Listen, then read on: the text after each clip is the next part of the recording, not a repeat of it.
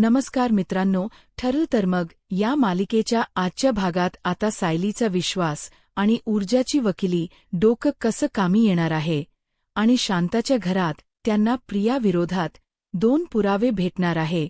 ते नेमके काय आणि कसे तेच आपण या भागामध्ये पाहणार आहोत.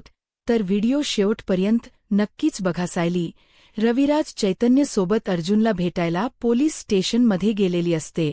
अर्जुनला असं जेलमध्ये टाकलेलं बघून सायलीला खूपच कसं तरी वाटत असतं. सायलीच मन अगदी हळवं झालेलं असतं. सायलीला त्या प्रसंगी समजत नसतं आणि त्यात आता अर्जुनच्या हातून काही गुन्हा झालेला नसला तरी सुद्धा अर्जुनला बेल मिळणं खूप जास्त कठीण होतं.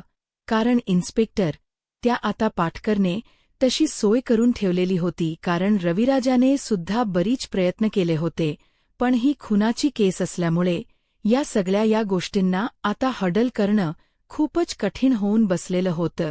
या सगळ्या गोष्टी आता हँडल करणं जरी कठीण असलं तरी रविराज आणि सायली चैतन्याला अर्जुनवर विश्वास होता.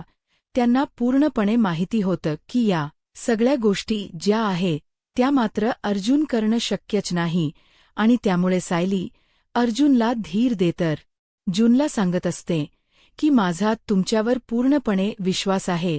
तुम्ही असं सगळं काही केलेलं नाहीये त्यामुळे तुम्ही स्वतःला कमी समजू नका आणि काही काळजी करूच नका.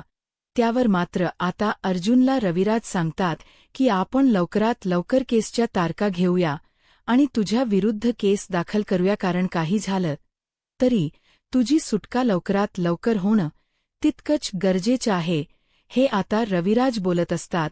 रविराज जेव्हा ह्या सगळ्या काही गोष्टी बोलतात ना त्यावेळेला मात्र आता इकडे अर्जुन म्हणत असतो की इकडे राहणं खूपच कठीण होऊन बसलेलं आहे.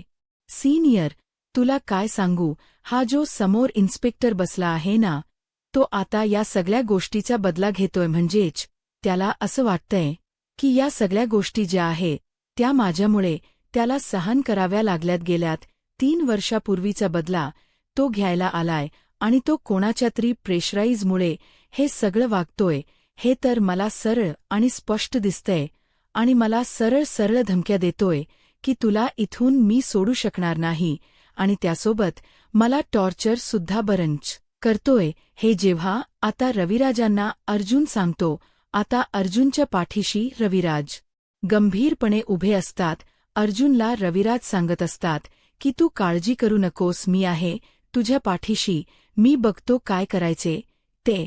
मग आता अर्जुनच्या बाजूनेच आता ते बाजू घेऊन रविराज जे आहे ते आता त्या इन्स्पेक्टरला सांगतात की तुम्हाला एकदा एखादी गोष्ट समजत नाहीये का? एकतर तो वकील आहे, त्याने गुन्हा केलेला नाहीये तरी सुद्धा तुम्ही त्याच्यावर आरोप करताय आणि तो वकील कोणता आहे तुम्हाला तर चांगलंच माहिती आहे.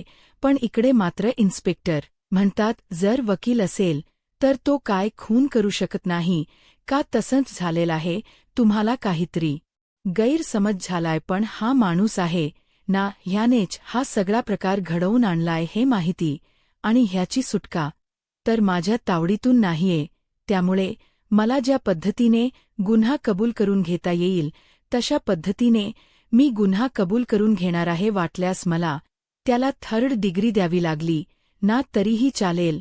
या भाषेत आता हा पाटकर इन्स्पेक्टर जो आहे तो रविराजांना बोलत असतो. रविराजांना आता कळून गेलेलं होतं की अर्जुनच जगणं ह्या पोलीस स्टेशनमध्ये खूप जास्त मुश्किल आहे. हा माणूस हा सगळ्याचा बदला घेतल्याशिवाय शांत बसणार नाही. याबद्दल देखील आता अर्जुनला चांगलंच माहिती झालेलं होतं. पण रविराज आता शेवटची वॉर्निंग देत म्हणत असतात की पुन्हा माझ्या कानावर अशा काही गोष्टी ऐकायला यायला नकोत जेणेकरून मग पुढे तुमच्या जॉबवर त्याचे परिणाम होऊ शकतात. कारण वरिष्ठांकडे मी या सगळ्याबद्दल तक्रार करेन. कारण समोरच्या व्यक्ती जर सांगत असेल तुमच्याकडे काही पुरावे नाहीयेत, तुम्ही कोणत्या पुराव्याच्या बेसवर त्याला अटक केली, फक्त डेड बॉडी त्याच्या सापडली, याचा अर्थ तो या सगळ्यात दोषी आहे असं नाहीये. या सगळ्याचे पाठपुरावे तुम्हाला शोधून काढावे लागतील आणि मगच थेट तुम्ही अर्जुन सुभेदार याच्यावर आरोप करू शकता. आणि नंतर राहिला प्रश्न थर्ड डिग्रीच्या एवढ्यात तरी तुम्हाला या सगळ्यामध्ये काहीच करता येणार नाही. जेव्हा गुन्हा जाहीर होईल की त्यांनीच केला आहे तेव्हा तुम्ही बिलकुल मी काही बोलणार नाही. तेव्हा तुम्हाला काही करायचं ते करा. पण आता ज्या काही गोष्टी तुम्ही करून प्रेशराईज करताय अर्जुन याला हे सगळं काही चुकीच आहे. आणि जर हे वारंवार माझ्या कानावर पडत राहिलं तर वरिष्ठांकडे तक्रार करायला मला वेळ लागणार नाही. असं देखील आता रविराजांनी शेवटची वॉर्निंग देत आता तिथे असणाऱ्या इन्स्पेक्टरला सांगितलेलं असतं. इन्स्पेक्टर सांगतात की बघा मी माझ्या परीने प्रयत्न करीन. मला जितकं पॉसिबल होता येईल तितकं मला त्यांच्याकडून गुन्हा कबूल करून घ्यायचा आहे. कारण ही खुनाची केस आहे आणि हे शांताला आधीपासूनच ओळखतात आणि ह्यांनी शांताला एका दुसऱ्या ठिकाणी ठेवलं होतं. ही गोष्ट सुद्धा मला कळलेली आहे आणि त्यामुळे ह्यांचा आणि शांताचा अजून पहिल्या आधीपासूनच संबंध होता आणि त्यामुळेच आता ह्यांचा संबंध होता. या सगळ्याच्या गोष्टी ज्या आहे त्या मला कळलेल्या आहे. पण नेमका संबंध कसा आणि का होता हे तर मी शोधून काढेनच असं देखील आता इन्स्पेक्टर सांगत असतात. दुसरीकडे सायली घरी गेलेली असते. घरी गेल्यावर कल्पना सायलीला म्हणते की अर्जुनला आणलंयस का. तर सायली म्हणते की आई नाही आणलंय. तुम्ही काळजी करू नका. मी तुम्हाला म्हटले ना लवकरात लवकर मी त्यांची सुटका करेन. पण आता कल्पनाला असं वाटत असतं की सायली आता जाईल आणि अर्जुनला सोडवून घेऊन येईल. पण ते काही शक्य झालेलं नसतं. त्यामुळे सायली आता कल्पना म्हणत असते की आई तुम्ही प्लीज स्वतःला सावरा. मला कळते तुम्हाला या सगळ्याचा त्रास होतोय. पण आताच आपल्याला खंबीर राहिला व आपणच जर रडत बसलो तर या सगळ्यातून यांना कोण बाहेर काढणार आहे. आणि म्हणूनच मला असं म्हणायचंय की तुम्ही प्लीज जास्त विचार करू नका. ज्या काही गोष्टी आहे त्या समजून घ्यायचा प्रयत्न करा. मी काय म्हणते मला कळते की तुम्हाला त्रास होतोय. पण अर्जुनला सोडवणार आहे ना मी तुम्हाला म्हटलं ना. तर मग तुम्हाला माझं वचन आहे मी लवकरात लवकर या सगळ्यातून त्यांची सुटका करणारच. असंही आता बोललं जात असतं. तेव्हा आता कल्पना म्हणत असते की काय झालं तुम्ही तर बेलवर त्याची सुटका करणार होतात ना. पण आता सायली म्हणते की नाही करू शकत कारण कलम खूप जास्त मोठा लागलेला आहे आणि त्यासोबत कुणाची केस आहे. त्यामुळे बेल सुद्धा होणं मुश्किल आहे. यामुळेच आम्हाला बेल घेता आली नाहीये असंही आता सायली बोलत असते. आता ह्या सगळ्या गोष्टी ऐकून प्रतिमा रविराजांना म्हणते मग यावर दुसरा काहीच ऑप्शन नाहीये का. रविराज म्हणतात की आम्हाला जितके प्रयत्न करता येतील तितके आम्ही प्रयत्न करतोय. पण जर मार्ग भेटला तर ठीक आहे. तर दुसरीकडे मात्र आता कल्पनाला सायली कसबस रडताना थांबवते आणि आई प्लीज असं रडू बसू नका. आणि जर तुम्ही आजारी पडलात आणि हे अर्जुनला कळलं तर पुन्हा त्यांना त्रास होईल. त्यापेक्षा जरा शांत बसा. दुसरीकडे प्रतापही आता कल्पनाला शांत बसण्यास सांगतात. पण आता सायलीच या सगळ्यामध्ये बरोबर प्रियाकडे लक्ष असतं. प्रिया मात्र उगीचच आता असं दाखवत असते की तिला फरक पडतोय आणि म्हणून ती आता अगदीच प्रेमान मायनो हात फिरवत असते. हे सगळं काही तिचं नाटक सुरू असतं आणि या सगळ्या गोष्टी सायली बरोबर ओळखून असते. कल्पना आणि प्रतिमा ह्या सुद्धा आता सायलीला आधार देत असतात. खरं तर या सगळ्या सिच्युएशनमध्ये सायलीला आधार देण्याची गरज असते. पण आता सायली या सगळ्यामध्ये खंबीरपणे उभी राहिलेली असते. कारण सायलीला माहिती आहे ती जर लुई पडली अशी एकदमच थकून गेली तर अर्जुनला सोडवणं मुश्किल होऊन बसेल. पण आता सायलीला कणखरपणे उभं राहायचं असतं आणि अर्जुनची सुटका सुद्धा तितक्याच जोशात करायची असते. आणि यासाठी तिचं हे सगळं काही सुरू असतं. कल्पना म्हणत असते की आता जोपर्यंत अर्जुन काही बाहेर येत नाही तोपर्यंत मला आता देव पाण्यात ठेवावे लागतील. कारण अर्जुनसाठी ना मला काही करायला मी तयार आहे. अर्जुनची सुटका व्हायला हवी एवढेच मला वाटतं. त्यावर कल्पना सायलीला म्हणते की आई काही झालं तरी मी तुम्हाला सांगितलं आहे ना. मी या सख्यामध्ये माझ्या मैत्रिणीची सुद्धा मदत घेणार आहे, कारण मला माहिती अर्जुनला सोडवणं आता खूपच जास्त अवघड आहे, पण ते काही इतकंही अवघड नाही की ते मी करू शकणार नाही. या सगळ्या गोष्टींचे पुरावे मी स्वतः शोधेन आणि माझ्या मैत्रिणीच्या मदतीने मी त्यांची सुटका करून आणेल, असं देखील सायली आता कल्पनाला सांगते. सायली जेव्हा कल्पनाशी बोलत असते तेव्हा मात्र प्रिया ही उगाचच ना मध्येच हसायचा सुद्धा प्रयत्न करत असते. सायलीला हे कळत असतं, पण सायली विचार करते की या सगळ्या गोष्टी आता बोलून उपयोग नाहीये. संधीची वाट बघत असते. प्रिया रूममध्ये गेलेली असते, तर सायली ही तिच्या मागोमाग जाते आणि सायलीने आता प्रियाचा हात धरलेला असतो आणि प्रियाला हात पिरगळून तिला म्हणत असते की तुला काय वाटलं की तू हे सगळं काही केलेलं नाहीयेस असं वाटतंय का? मला ना तुझ्या सगळ्या चाली माहिती आहे. तुला असं वाटत असेल की तू हे सोंग घेऊन जगतेस, पण असं समजू नकोस की माझे डोळे बंद आहे, माझे डोळे उघडे आहे आणि मी हे सगळं काही माझ्या उघड्या डोळ्याने बघते. मुळे तुला असं वाटत असेल की मला काही समजत नाहीये, पण सगळ्या गोष्टी समजतात. या सगळ्यामध्ये तुझाच हात आहे हे सुद्धा मला माहिती. आता जरी असं दाखवत असशील की या सगळ्यामध्ये तुझी काही चूक नाहीये, तुझा सहभागही नाहीये, पण मी तुला चांगलीच ओळखून आहे, कारण शांताबद्दल तुला मला आणि फक्त ह्यांना माहिती होतं, बाकी इतर कोणालाही शांताबद्दल माहीत नव्हतं. मग शांताला गायब करण्यामागे, शांताच्या घराला नोटीस लावण्यामागे सुद्धा तुझाच हात होता. हे दुर्धा आता सायली जी आहे ती आता बोलत असते वेळेला प्रिया थोडी घाबरलेली असते, कारण प्रियाला कळत असतं की आपण एवढं सगळं लपून सुद्धा सायली समोर एक एक करून का होई ना सत्य येते. पण त्यावेळेला प्रिया घाबरून जायचं फक्त नाटक करत असते आणि सायली समोर नंतर ती हसून दाखवत असते. आणि त्याच वेळेला तिच्या लक्षात येत असतं की अश्विन रूममध्ये येतोय, त्यामुळे ती आता नाटक करायला सुरुवात करते. सायली म्हणत असते की बघ, या सगळ्यामध्ये तूच दोषी आहेस, तुझी चूक आहे, पण या सगळ्यामधून मी माझ्या नव्याला अर्जुन सुभेदारला सोडवून आणणार आहे आणि त्यानंतर तुझ्या सगळ्या कारस्थानाचा नाही पर्दाफाश केला तर माझं नाव देखील सायली अर्जुन सुभेदार मी लावणार नाही, हे देखील सायलीने आता म्हटलेलं असतं. तेवढ्यातच तिथे आता अश्विन आलेला असतो आणि अश्विनने सायलीला बघितलेलं असतं की तिने प्रियाचा हात मुरगळून ठेवलेला आहे आणि ही गोष्ट कुठेतरी आता रागराग करण्यासारखी असते. खूप जास्त राग येत असतो तो अश्विनला.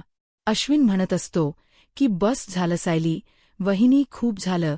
तुला काय वाटते की ह्या घरामध्ये सगळी जण तुझ्या पाठीशी उभे आहे? याचा अर्थ असा नाही की तू कोणालाही येशील आणि काही बोलून जाशील.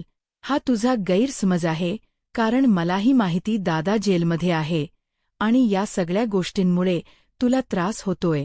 पण तुला जो त्रास होतोय ना, तसाच त्रास आम्हालाही होतोय. आम्ही आता संकटातून जातोय आणि जर तू या सगळ्यासाठी माझ्या बायकोला दोषी समजत असील तर यामध्ये सगळ्यात मोठी चूक तुझी आहे. खरे गुन्हेगार मोकाट फिरत असतील आणि तू माझ्या बायकोला इथे या सगळ्याबद्दल जाब विचारतायस आणि घरातलीच माणस हे सगळं का करतील? आणि सायली, एक मला सांग, या सगळ्यामध्ये प्रियाचा काय संबंध आहे की तू डायरेक्ट प्रियाला या सगळ्याबद्दल जाब विचारत आहेस? असं देखील आता अश्विन हा सायलीला बोलत असतो. तरीसुद्धा आता सायली म्हणत असते की भाऊजी, तुम्हाला आता कळणार नाहीत काही गोष्टी, तुम्हाला थोड्या वेळानंतर ब्याच गोष्टी कळतील. फक्त थोडा वेळ जाऊ द्या, मग बघा तुम्हाला एक एक करून सगळ्या काही गोष्टी कळतील ना. तेव्हा स्वतः तुमच्या चेहऱ्यावरचे रंग उडालेले असतील, तेव्हा तुम्हीही विचार कराल की मी ज्या बायकोवर विश्वास ठेवला होता त्या बायकोने आजच माझा केसाने गळा कापलाय, अशी ही वेळ तुमच्यावर येऊ शकते.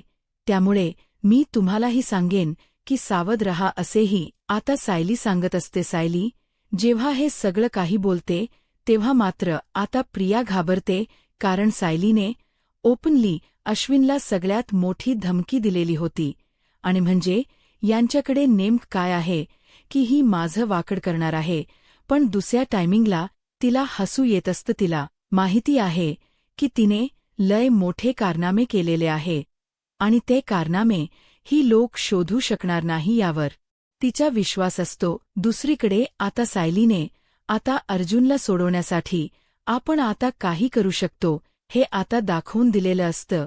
म्हणजेच आता सायलीची एक मैत्रीण असते ऊर्जा. आता सायलीने तिला कॉन्टॅक्ट केलेला असतो आणि त्यासोबत ऊर्जाला तिने अर्जंटमध्ये बोलवून घेतलेलं असतं, कारण तिने सगळी घडलेली हकीकत सांगितलेली असते आणि ऊर्जासुद्धा एका पायावर यायला तयार असते.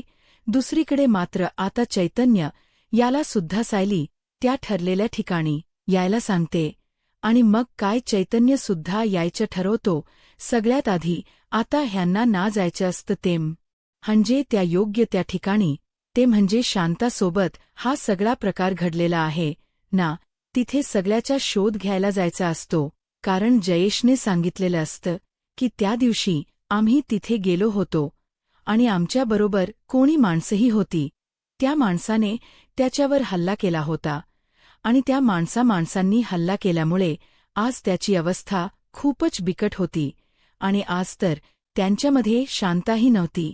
याचा अर्थ हे सगळं काही ठरवून गेलेलं आहे आणि त्याच वेळेला आता सायली आणि यासोबत तिने जयेशला सुद्धा कॉल करून बोलवून घेतलेलं असतं, कारण याला त्या सगळ्या काही गोष्टी ज्या आहे ना जयेशला माहिती होत्या, म्हणून जयेशला सुद्धा त्या ठिकाणी बोलवून घेतलेलं असतं जेणेकरून जयेश त्या लोकांना मदत करेल, हाच यामागचा उद्दिष्ट असतो.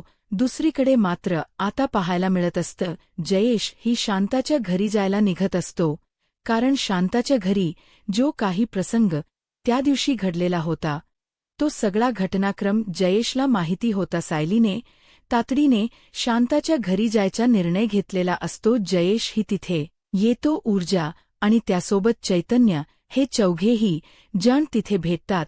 त्याच वेळेला आता जयेश घडलेला घटनाक्रम सांगतो की आम्ही इथे पेपर्स घ्यायला आलो होतो. त्या वेळेला मी तुम्हाला सांगितलं होतं की आम्ही इथे पोहोचलेलो. छापायचा प्रयत्न करत असाल तर तुमची गाठ तिच्याशी आहे. आताच्या आता या सगळ्या काही गोष्टी खोट्या गोष्टी आहेत, त्या थांबवायच्या आणि उगाचच ना हे सगळं पसरवून आमच्या कुटुंबाला बदनाम करायचं नाही, नाहीतर अब्रू नुकसानीचा दावासुद्धा आम्ही ठोकू शकतो. पण तरीसुद्धा आम्ही आता शांत आहोत. शांतपणाने सगळं हडल करतोय. इकडे आता सायली, प्रताप, कल्पने या सगळ्यांनीच आता त्या पत्रकारांचं तोंड बंद केलेलं असतं. पण प्रिया मनातल्या मनात विचार करत असते की तुम्ही कितीही काही प्रयत्न करा, पण अर्जुन सुभेदार या सगळ्यामध्ये असा अडकवला आहे ना की तो बाहेर येणं अशक्य आहे.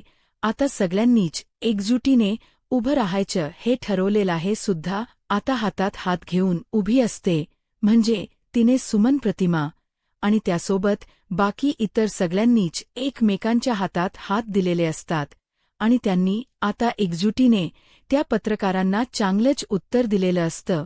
म्हणजेच आम्ही काही झालं तरी तुम्ही लोक काही बोला, पण आम्ही अर्जुन सुभेदारच्या पाठीशी खंबीरपणे उभे आहोत आणि यानंतर सुद्धा जर तुम्हाला काही बोलायचं आहे तर बोला. पण जेव्हा अर्जुनच्या खोटोला काळ लावलेलं असतं ना, ते काळ सुद्धा आता अक्षरशः फुसलं जातं, कारण सायलीने त्यांना ज्या पद्धतीने उत्तर दिलेलं असतं ना, त्यामुळे ती लोकसुद्धा आता घाबरलेली असतात. अर्जुनच्या खोटोला जे काही काळ लावलेलं असतं ते सुद्धा फुसलं जातं आणि अर्जुनचे खोटोसुद्धा खाली ठेवली जातात. अक्षरशः सगळ्यांनी काही ना काही आणलेलं असतं. काहींनी चपलांचे हारही आणलेले असतात. का तर या सगळ्यांना या सगळ्यामुळे टॉर्चर करायचं. पण यामध्ये ना सायली जी आहे ती आपल्या आता अन्नही जात नसतं. त्यामुळे ती म्हणत असते की माझ्या अर्जुनने काय खाल्लं असेल, पण सायली म्हणत असते की आई काळजी करू नका, त्यांनी व्यवस्थित खाल्लं असेल आहोत. त्यानंतर माझ्यावर अचानकपणे हल्ला झाला, माझ्या डोक्यात काठी घालण्यात आली, मला पायावर सुद्धा मारण्यात आलं. त्या सगळ्या ह्याच्यामध्ये मी बेशुद्ध झालो आणि तेव्हाच ना त्या एक बाई सुद्धा होती आणि तिच्याबरोबर एक मुलगाही होता, पण ते कोण होतं मला काहीच कळलं नाही. आणि त्याच वेळेला खरं तर ना जी शांता मावशी होती ती कपाटामध्ये बघत होती. त्यामुळे ती सुद्धा पाठ मोरी होती. त्याच्यामुळे तिलाही कळलं नव्हतं की कोण होतं. शांता मावशीवर सुद्धा मागून हल्ला झाला. ती सुद्धा जागीच कोसळली. आणि त्यानंतर शांता मावशीचं काय झालं ना खरंच काहीच कळलं नाही. पण दुसऱ्या दिवशी सकाळी जेव्हा मला जाग आली तेव्हा मी बघितलं की तिथे कोती सुद्धा नव्हतं. मग मी त्या वेळेला सायली ताई तुम्हाला कॉल केला होता असं देखील जयेश सांगतो. त्याच वेळेला आता त्या रूममध्ये सगळ्याची पाहणी होत असते. ऊर्जा सायली हे सगळे जण बघत असतात. आता शेवटी हे असंच असतं ना की एखादा चोर जेव्हा चोरी करून जातो तेव्हा तो काही ना काही मागे एक पुरावा सोडतच असतो. तसंच प्रियाच्या बाबतीतही झालेलं होतं. प्रिया तिच्या माणसाच्या बरोबरीने तिथे गेलेली होती त्या सगळ्याचा शोध घेण्यासाठी, त्या शांताला संपवण्यासाठी. पण तिथे आता प्रियान एक मोठं कांड केलेलं असतं. ते म्हणजे प्रियाच्या घाई गडबडीमध्ये, म्हणजे प्रियाने जेव्हा शांताबरोबर हातापायी केलेली होती, जेव्हा त्यांच घाईस झालेलं होतं, तेव्हा प्रियाच कानातलं जे आहे ते चुकून एक कानातलं तिथेच पडलं होतं. आणि नेमकं ते आता कानातलं ऊर्जा आणि सायलीला भेटत. ऊर्जा आणि सायली ते कानातल हातात घेऊन बघू लागतात. आणि तेव्हा त्यांना डाऊट येतो की हाच तर मोठा पुरावा आहे. हे तर शांता मावशीच्या कानातलं नाहीये, कारण शांता मावशी असं काही घालणं शक्यच नाही. त्याच वेळेला आता सायली ते कानातलं आपल्या जवळ ठेवण्याचा निर्णय घेते. कारण का त्या कानातल्याचा दुसरा जोड कुठे आहे आणि काय आहे या सगळ्याचा शोध तर तिला आता घ्यायचा असतो. आणि त्यामुळेच ना ती आता ते कानातल मिळवते. त्याचसोबत आता सायली आणि त्याचसोबत चैतन्य जे आहे ते ठरवतात की आपल्याला अजून काही पुरावे शोधावे लागतील. त्याच वेळेला ऊर्जा म्हणते की आता ही चाय आहे म्हटल्यावर आमच्या चाळीते ना मेन नाक्यावर ना एक सीसीटीव्ही आहे, म्हणजे तिथून कोण येतं जातं ह्या सगळ्या गोष्टी कळतात.